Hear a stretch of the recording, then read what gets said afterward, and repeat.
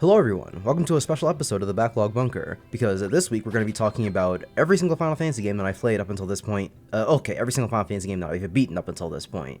And actually, me saying this week is a bit of a lie, because for me, it's the previous week. This is getting recorded ahead of time, because I'm not going to be able to record a weekly episode whenever this comes out. So, you're getting this instead. And I'll probably do this whenever I can't do a week, but I'll also try to stick away from games that I plan on making actual videos about, so for now, this is what you get, the Backlog Retrospective on Final Fantasy.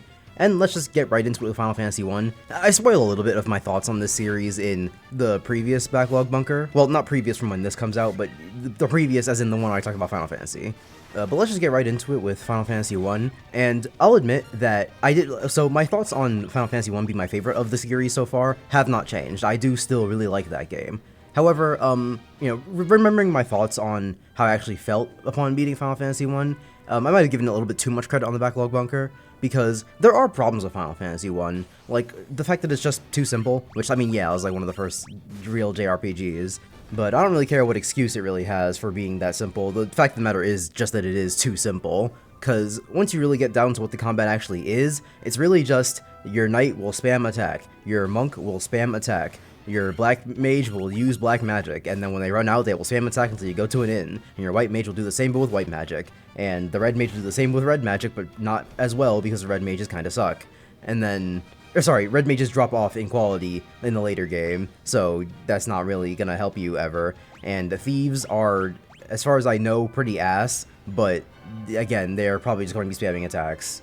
And that's not even strictly a bad thing necessarily. Well, I mean, it is a bad thing, but it's not a bad thing that would really affect the game that much if the game had more unique enemies to balance these attacks around. Because XCOM, which at the point of your hearing this is already a game I've talked about a little bit too much in other games discussions, but the way XCOM does things is that everyone pretty much just has basic attacks, but a lot of what you consider in XCOM comes down to how enemies react to attacks. Codexes will split in two. Spectres will avoid any melee attacks and not get triggered by Overwatch. Priests sometimes go into stasis when they die. The purifiers sometimes blow up when they die. Things like that give you more to consider when actually facing enemies in the game, even if the attacks you use aren't all that, like, special. But the problem is with Final Fantasy is that it's all the same shit. Your attacks aren't all that special, and the enemies aren't all that special, so a lot of the game is, like, the same thing for 10 to 12 hours straight. But something that I do accurately give credit to Final Fantasy IV is for having the magic system be so unique, at least for JRPGs, with the whole charge system. Because I said this on my Backlogged, but never in an actual video, but the way the magic system works actually encourages you to really consider what spells you use, because the way things are in JRPGs now is that you'll really only ever be using your strongest spells because those are the ones that will actually do the damage you need them to do. There's not really any reason to keep weaker spells around, except for in games like Persona, where you might need them for very specific interactions, but even Persona doesn't do them all that well, because you're probably going to want more damage from getting a weak hit than strictly just getting the one more. But in my experience, I've never kept around Bufu when I have Bufula, I've never used Frizz when I have Frizzle in Dragon Quest. Both the World Ends With You games have a shit ton of pins that are basically just copies of each other, but once you have one that does more damage, then why would you ever use the previous one? Which, to be fair, that game doesn't work on an MP system, but it does work on an energy system, so the same principle kind of applies. But the point is that with Final Fantasy, it's not really, every single spell slot is divorced from each other, so you don't have to worry about using a really high damaging spell and then being like, well, that means I'm not going to be able to use as many low level spells, because they're on completely different levels, so they don't use the same charges. You can have your white mage spam all three of their holy attacks, and then still have enough charges left to use any lower level heals if they might need them. And it really comes in handy with things like heals specifically. I think it really does affect the white mage the most, because with the white mage, if you have lower level spell slots that are for poison or healing, for example, a lot of the times in RPGs you'll come down to the healing and you're overhealing a lot of the time in certain situations. Persona, I think, is a really big culprit of this, because I come out of a lot of battles with only a little bit of my HP missing because I use physical skills, but I don't want to go in with any of my HP missing to a next fight, because God forbid Joker ever dies and the game ends. So I end up having to overheal a bit, and it's not a huge waste of SP, but it exists, so that part sucks. But Final Fantasy doesn't have that problem, because since lower level heals will be on different charges, you don't have to worry about affecting all the spells you actually need, because you can just use them on the lower heals. Black mages are where it becomes not quite as interesting, because as I mentioned earlier, all the enemies do the same thing, and all the attacks basically do the same thing, so whether or not you use a lower level black magic spell isn't really gonna affect things most of the time, because lower level black magic mostly just means you're gonna be doing less damage. It's not any sort of special thing. Like I said, at least Persona has the knockdowns, but even in that game I would still replace Bufu with Bufula, even if Bufu is sort of saving SP if I want a knockdown. But Final Fantasy has no such system, so it doesn't even get that boon. And there's the music, which I don't really praise the music in any of the Final Fantasy games, because they're all good. I don't really have anything stand out to praise, except for one that we'll get to later. But Final Fantasy 1 was the only time that I was like, oh wait, the music's like actually good, because I didn't expect the Pixel remasters to have remastered soundtracks as well, and I'd never heard them before, so I was actually pleasantly surprised by how good the music was. Again, nothing that I'll be putting in a playlist, but I very much enjoy the music in these games, and Final Fantasy 1, like, opened me to that, so I'm appreciative to this game for that. And like I said before, the whole thing with Final Fantasy 1 being my favorite is that there's nothing to complain about, because I'll bring it up later, and I think that Final Fantasies 3 and 5 are better games than 1, definitively. It's not hard to tell. But the problem is that they have things in those games that annoy me more than 1. There are parts of those games where I'm not having fun, and 1 doesn't have those, despite the fact that 1 is technically a worse game because it doesn't have anything good in it either, or at least not much good in it. Then it's still one that I enjoyed playing more, because there was never a time where I just wasn't enjoying myself. Which is not something that I can say at all about Final Fantasy II, which I have no qualms about saying is one of the worst games I've ever played, and absolutely the worst Final Fantasy game, but that just kind of goes without saying at this point. And one of the funniest things about Final Fantasy II, when looking back over my backlog notes for this game, is something that Aaron Egoraptor Hansen said in his Ocarina of Time sequelitis, which is that he doesn't really care about the story of Ocarina of Time because he doesn't like that it's like, oh, the game tells you why you have to enjoy being a hero, or something along those lines. And I've never really agreed with that criticism. I understand what he means, but most games will tell you why you need to do something. Just because you can start the original Zelda, and if you don't have the manual you won't know the context of the story, doesn't mean that there isn't a context for the story, it just means you don't know it. However, I have never felt that his criticism was more potent than in any game than Final Fantasy II, because, like I said, I came off of Final Fantasy 1 enjoying myself, and part of the reason was because that game didn't really have a story, so it didn't have enough time to waste my time. It was a very tight 13-hour experience that I liked. And this isn't me saying that I hate stories in my video games, obviously that's not true if you look at most of the games that I've played. But the problem with Final Fantasy 1 and 2 is that 1 didn't have a story, and it expedited you to where you needed to go. It was, hey, go find the crystals and save the world. And so you went to go find the crystals and save the world, and there was very little fluff in between that.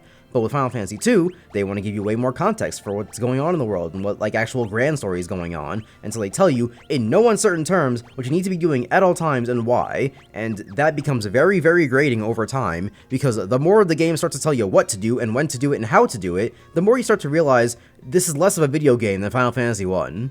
I first noticed it with transportation, because the way it works in Final Fantasy 1 is that you start off by walking on land, and then eventually you get a ship, and then eventually more of the ocean opens up for you to be able to use your ship, and then eventually you get an airship, so you can go wherever you want. And it's just a very natural way of opening up the world to you. You know, hey, this is a place I have not been able to get to yet, so this is a place I should go to progress the story. And 9 times out of 10, that's always going to be true. I think the only times where it isn't true are when you get, like, a special item from someone, and it's like, alright, now you know what to do with this, don't you?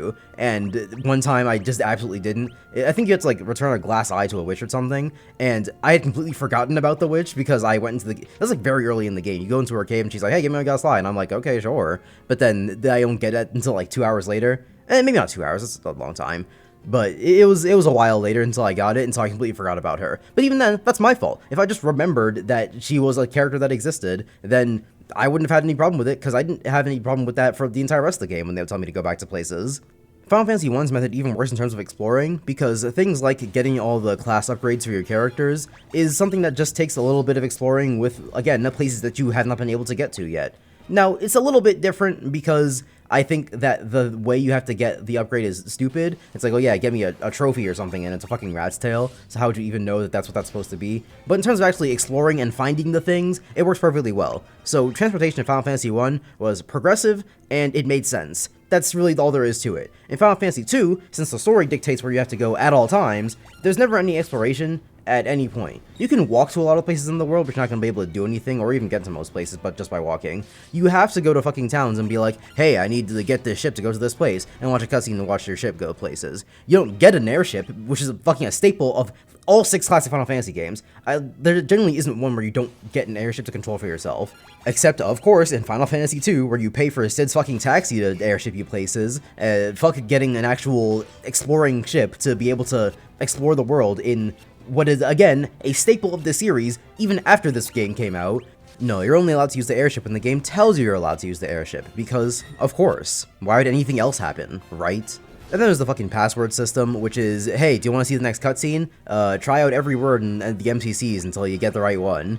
And I've heard some people push back on this by saying things like, oh, well, the words actually aren't that complicated, because just use the most recent word on whoever you're talking to, and it'll always be right, so just do that to progress the story. And by some people, I mean one specific video about Final Fantasy II that's like, defending Final Fantasy II or something like that, which is an insane position to take on a game as bad as this, but whatever, I'll bite. That's just not true, because the assumption that I had starting out with Final Fantasy II was, oh yeah, just use the most recent word you get on anybody, because obviously that would make sense. But as I went along the game, I noticed that this was becoming less and less frequent the more and more words that I got. And so you can't really say that definitively when it turns out that most of the time, it isn't just the most recent word you've gotten, or even one of the most recent words you've gotten. I've had to use words that were halfway down the list sometimes, because, fucking of course, why wouldn't I? It's Final Fantasy II. Nothing makes sense in this goddamn game, and nothing can ever be fun.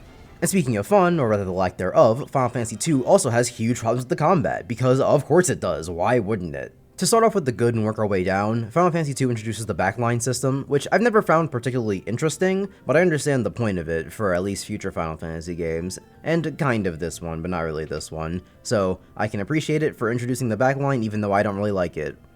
And now onto the bad things, which is everything else. So firstly, the stats, which are basically the crux of why the game is so bad, and they come in 3 different problems.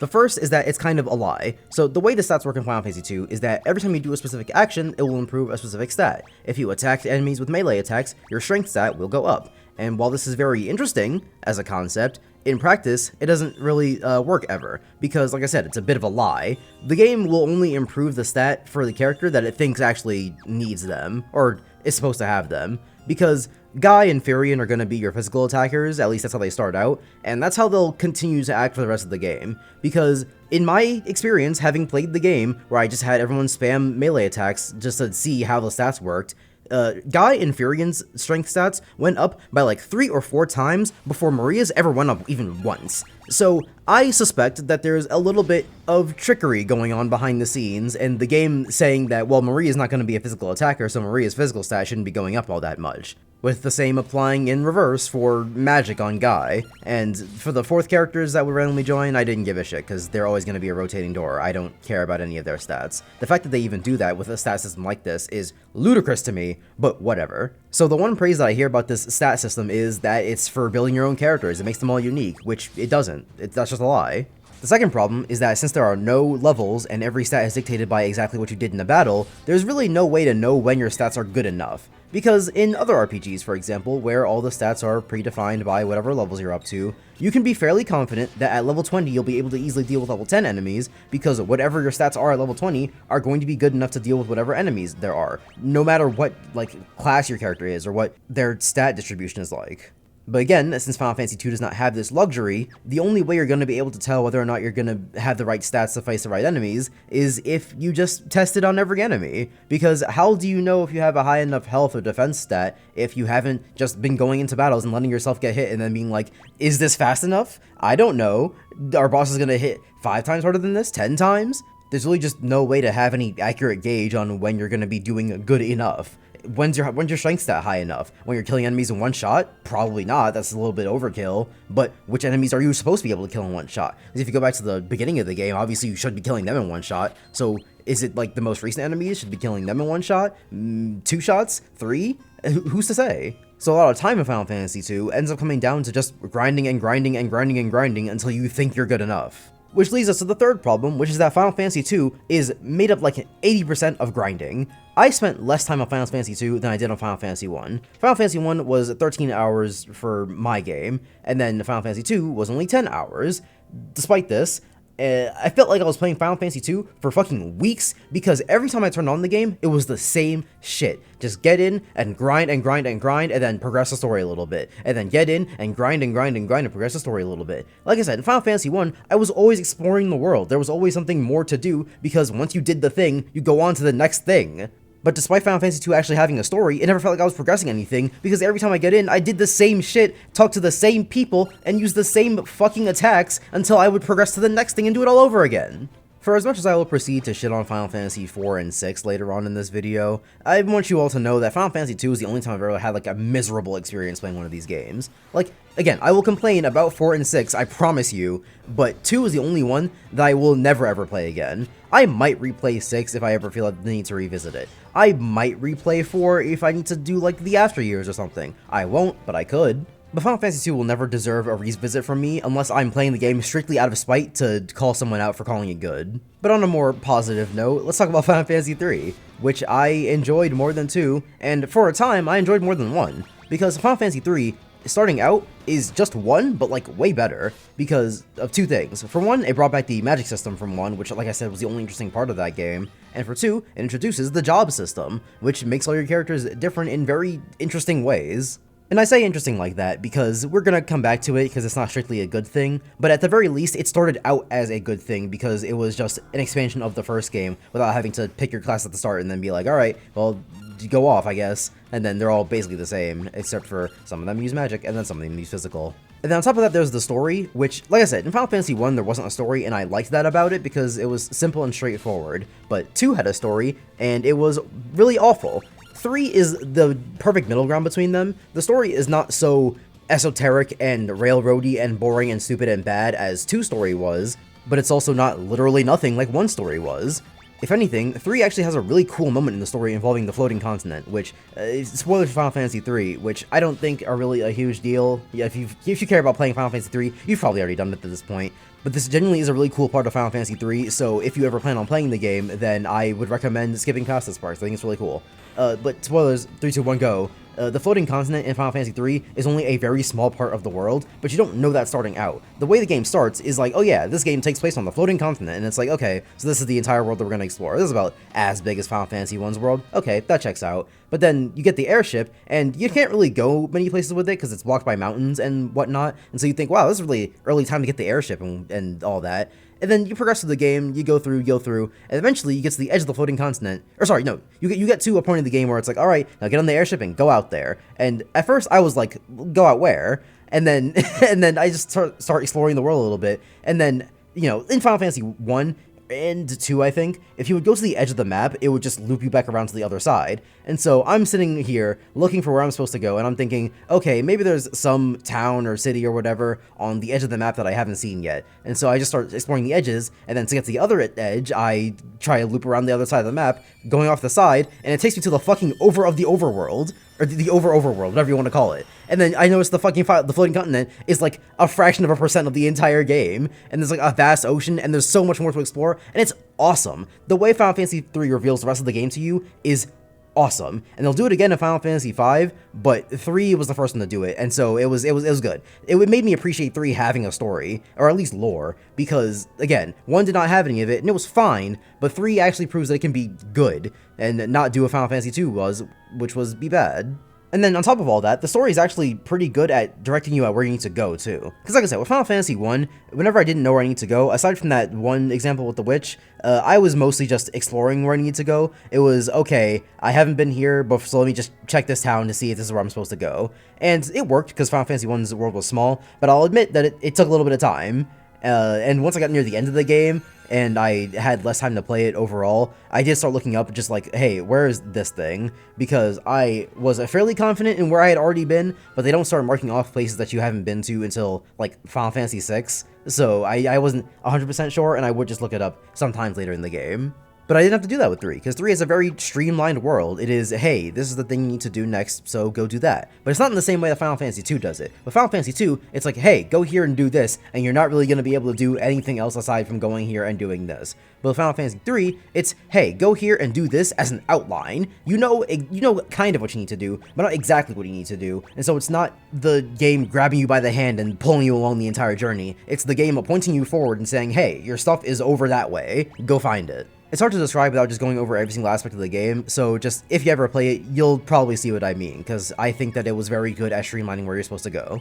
But unfortunately, that's kind of it for the positives, because to get into the negatives, the job system, which I know I brought up as a positive earlier, but it's very much a positive, it's a negative that disguises itself as a positive when you start the game. Because I was very interested in the job system when I first started out, but as I went along, I think it's revealed when you get to the first boss how gimmicky the job system is going to be, because the way that the game wants you to use the job system is, well, as a gimmick, I basically just said, because I realized this during the fight where you have to turn into frogs to, like, get into a secret passageway or something. Or it's not even secret, it's where you're supposed to go. But you have to turn into frogs to get into a passageway, and when you're a frog, all your stats are turned like 1 or 0 or whatever, so you can't do anything, except for magic. Magic is the only thing you can still do while you're a frog. As well as when you're tiny, because the game just copies the whole frog thing when you're tiny later on. But yeah, you have to turn to frogs to go into a passageway, and then fight a boss, but you have to have everyone be a black or white mage, or a red mage, I guess, if that tickles your fancy. But you have to turn everyone into a mage to be able to even do the fight, because otherwise,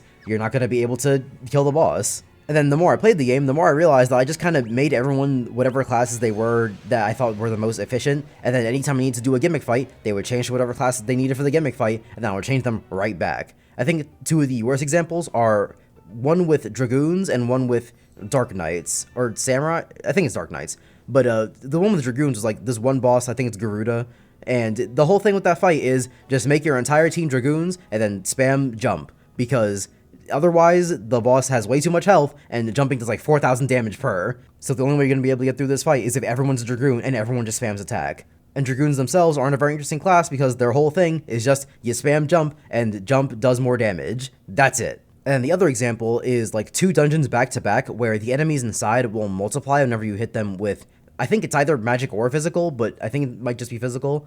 But whenever you hit the enemies, they'll multiply, and basically you'll just be stuck in battles for fucking ever, unless, of course, you're a Dark Knight, and only Dark Knights can equip a special sword that just stops the enemies from multiplying. And the only time you ever need to use the Dark Knight is for this thing specifically. The only time you ever need to use this weapon is for this thing specifically. So the entire dungeon, both dungeons, become an entire gimmick where you're just using Dark Knights the entire time, because of course you are, otherwise you're gonna be stuck here for fucking ever. And then naturally, once you're done with the dungeons, you're just gonna stop using the Dark Knights, because why would you ever use them? They're done. Their whole gimmick is over with. You don't need them anymore. It's not until Final Fantasy V that the jobs become more distinct and important from each other, but we'll get there when we get there. For now, let's just get to Final Fantasy IV, which, to get the simple things out of the way first, the story, this is the first time Final Fantasy's had, like, a really involved story, because 2 had a lot of story, but it wasn't really involved, it was mostly just talking. But 4 will have, like, real-ass cutscenes, and story developments that will change how your party is, and that's kind of a bad thing, actually, because the way it worked in Final Fantasy II was that your 4th party member was always going to be some other motherfucker, except for your childhood friend you get at the end of the game, who, it was very obviously that one guy from earlier on in the game. The 2 story isn't good, which I didn't mention earlier, but yeah, no, 2 story also just sucks, but that's besides the point now, so to get back to Final Fantasy IV, or at least the gameplay for both. So, the way the story worked in 2 was that your 4th party member was always going to be a rotating asshole. And in 4, they take that idea and do it for the entire party, except for the main character. So, don't get attached to any character or any gameplay strategy, or even their fucking levels, because there's a good chance that once you get to a certain part of the game, they're just going to be gone forever. Or at least for such a long time, it's not going to be able to develop them in any significant way. Like with, not Terra, I forget her name, but she also has green hair. The summoner in Final Fantasy IV. I think her story was actually pretty interesting, because, you know, you come into her town and you fucking kill her full family, but you also just don't want to leave a child behind, so it's like, okay, she's gonna join the party. But then, like very early on in the game, you get split off from her and the rest of your team, and then you just don't see her again until like the end of the game. And it's cool that she's a summoner when she comes back, but that's also kind of lame that I just didn't get to use her for most of the game. And when she comes back, she's just a completely different person that I didn't get to use for most of the game, because her levels are completely different now, and her spells are completely different now. And there are some characters like the twins who I thought were really interesting. I thought dual casting was kind of lame because they would just use way too much SP or MP, whatever. But again, they were an interesting addition to the party, but the other's gone. So there's no like actual party composition, it's just what the game tells you you're supposed to have at a certain point, and that's pretty boring. But the real problem with Final Fantasy IV came down to the ATB system, which I've mentioned on the other Backlog Bunker where I talked about Final Fantasy, but since 4 was obviously the first time it was ever introduced to the series, 4 is where I think it's best to just get into it now. So firstly, I don't know if they change up exactly how ATB works in later games, because I know there's the active system and the wait system, where the way ATB works in the wait system is when a bar fills up and you like go into a menu for a character, it will pause every other ATB bar, so no one will be able to do anything until you're finished choosing. But that just sort of acts like a protracted version of turn-based battles in general. So I don't really understand why ATB would even be a thing at that point, because then it just results in normal turn-based battles, but every now and then you have to wait real-ass time for bars to fill up. The more accurate version of ATB is with the active system, where everyone's bars are constantly moving, and whenever you're in a menu, they're still moving, so you have to be able to choose fast. But then this creates our other problem, which is that having to choose fast will limit what you actually decide to choose. Because, as everyone knows, when you're put under pressure to decide something, that will affect how you're able to make your choice. That's why someone can't put a gun up to your head and say, hey, is your favorite Final Fantasy game Final Fantasy II? Because then whatever you answer is going to be affected by the fact that you have a gun to your head. And with ATB, this manifests in just making whatever is the safest decision.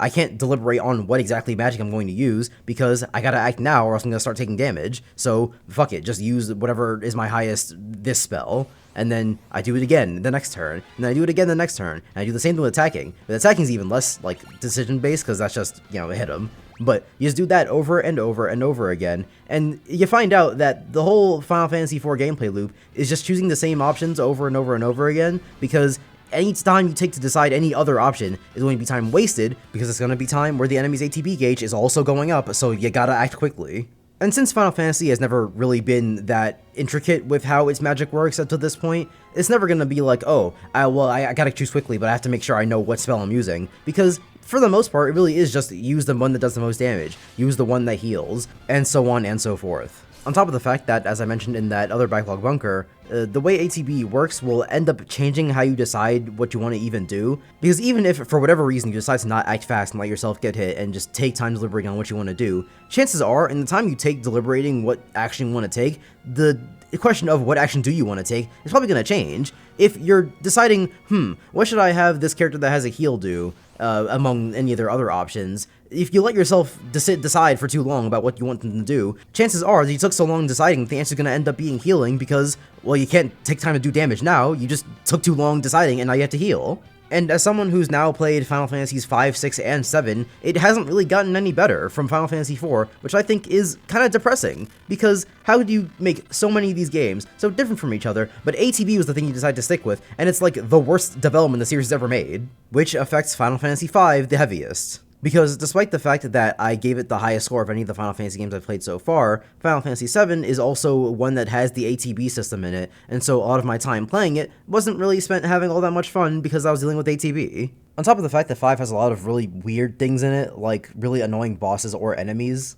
it makes it so that the game is really only a marginal upgrade to 3, because 3 has things like the unique magic system, and not having annoying enemies for most of the game, but 5 has the ATB system and things that drag it down, to where I would consider 5 and 6 to be about equal, because a lot of things that 5 does right, 3 does wrong, and then vice versa, but what brings 5 just that little bit over 3 is the job system, which I still don't think is perfect in 5, but it absolutely has the skeleton of a perfect system, because like if you only got rid of the few minor problems that I have with it, it would actually just be perfect. I would consider it perfect. So to get into the good of the job system, for one, it is way more worthwhile to invest into certain jobs, because the way it worked in 3 was that you would just have to grind up a job to be able to use it, and so when it came to a lot of the gimmick fights, that would mean a lot of annoying grinding for these gimmick fights. But in 5, when you invest in a job, that's like gonna be a part of that character, because whenever you max out a job, you get that job's strongest stat, and a lot of the abilities that job comes with. So for example, one of the abilities that a monk can equip is HP plus like 20%, so it'll just increase your HP by 20%. And if you max out that job, and then, you want to switch your character to a different job, you'll still have that HP 20%, and so you'll be able to use weaker characters like a magic user, for example, and just be able to boost the fuck out of their HP. And so Final Fantasy V does the miraculous job of blowing both 3 and 2 systems out of the water by having both build your own characters and a job system that's actually unique. Which isn't even to mention the fact that the jobs are also very different from each other. There are a few that are kind of stinkers, like the Ranger or the Bard, but for the most part, they are very different from each other, and a lot of them are worth using. Even some of the dumber ones, like Blue Mage or Berserker, have their niche uses, because Berserkers do a shit ton of physical damage, you just can't control them. And Blue Mages are very awful and too much of a time investment, but they have a lot of spells that are very useful, like White Wind, which will basically be a full heal for the entire game. I only really have 2 problems with the system. The first is that the game doesn't tell you how the stat maxing works, because when I said earlier that you get to keep the highest stat of a job, that was only kind of true. The character themselves doesn't get to keep the highest stat, they get to keep that stat when they switch back to the freelancer job, which the game doesn't tell you in any capacity, at least I don't think, because you start out with the freelancer job, and the only thing the game tells you is that they can equip any armor and any weapon. That's it. In Final Fantasy III, that was the Onion Knight, but in Final Fantasy III, that was just the job you have before you unlock being able to switch jobs. It wasn't like a job unto itself, at least I don't think. But in Final Fantasy V, you absolutely need to go back to the freelancer job at some point, because all of those maxed out stats go to the freelancer job. If you max out the highest strength stat, which I believe is the monk, then when you switch back to the freelancer, they'll have the highest strength stat. But again, since the game doesn't tell you this, the most interesting class is the one you're probably going to avoid for most of the game. The only thing you can really tell about the freelancer starting out is that they can equip 2 abilities, so, because the way it works with every other job is that they have their own ability, and then you can equip anything from the other job, but the freelancer, it's 2. So you can mix and match whatever you want, as opposed to just the one from that job and then one other thing. But the stat thing is the most interesting and most impactful part of the game, but the game doesn't tell you about that, so what are you even supposed to do? And the other problem is that, while it's a good thing that Final Fantasy V rewards you for investing yourself in a job, it takes a little bit long to invest. Because the way leveling up jobs works is that you have XP and then you have AP, and the AP goes to your job level, and you don't get a lot of AP throughout the game. Most battles you'll come away with 1 AP, that's it. And most jobs come with level requirements that come in the hundreds. And since you have no idea what ability you're going to get from each level, you kind of just have to sit there and play the entire game with like 1 character just to be able to find out what you might get from them, and hopefully it's useful. Or do a shit ton of grinding, which I obviously don't have to explain to you, is a bad thing.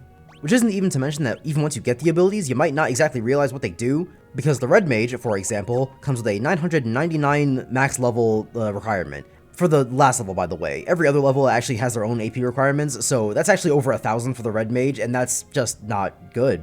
But when you max out the Red Mage, the ability you get is Dual Cast, which, if you'll remember from Final Fantasy IV, was having 2 characters both use magic at the same time. And if you'll also remember, was kinda shit. But in Final Fantasy V, that's not what it means. Dual Cast is being able to use 2 spells in 1 turn, but the game doesn't really tell you that, at least I don't think it did. So if you're gonna level up the Red Mage to 999 and you see dual casting your screen, if you're a Final Fantasy IV player, you'll want to kill yourself. Which isn't to mention that if you're a Final Fantasy player, you'll want to kill yourself anyway, because you spent all this time leveling up the goddamn Red Mage, which is only a class that's good early on in the game, but then once you start unlocking later level spells, they drop off heavily in use, which at the time you're getting up to 999 AP for the Red Mage, you're probably very, very late into the game. Which also isn't even to mention the fact that there's really no point to doing the Red Mage at all, at least aside from the abilities, which again, you won't know ahead of time, because in this game, as I said, you can give abilities to other characters. So if you have a Black Mage, you can just give them the ability to use White Magic, and now they're a Red Mage without having to deal with all the baggage of being a Red Mage. And so, I say all this to say, the job system is the best part of Final Fantasy V, but also kind of the worst part, minus ATB, because obviously. And I guess to go over one more good thing just really briefly, I thought the story for 5 is actually pretty good. Well, pretty good might be a bit of an overstatement, but I liked the story of 5. I thought it meandered a bit at points, but it's also the longest Final Fantasy game at this point, so that's just kind of gonna happen. But 5 did something like 3, where, spoilers for 5 in 3, 2, 1, it's revealed that in 5, the world is actually split into multiple, dimensions. And so, things that seem innocuous when you first go through the first part of the game, like a library where they're like, oh, hey, one of our pages is missing, that's weird, or a string of islands that seem really useless because there's nothing on them, it just seems like a random archipelago that the game just decided to plop down there for no reason, as well as in the second world where there's also a string of islands in about the same place that also seem really useless, but then you merge both worlds and you find out, oh, wait, no, it was all just one connected piece of land that was split into islands because the world got split in two. And so when you get to the merged world, it recontextualizes a lot of the things you've already been through, and it's just a very fascinating experience to go through, again, like Final Fantasy III with the floating continent. And before we get into 6, there's something I want to mention, which is something I said on my Backlog review for Final Fantasy IV, which was that it seemed like the games were establishing a weird pattern where the even-numbered games were bad and the odd-numbered games were good, because I like Final Fantasy I, and I consider it to be a good game, despite the fact that I gave it a 5.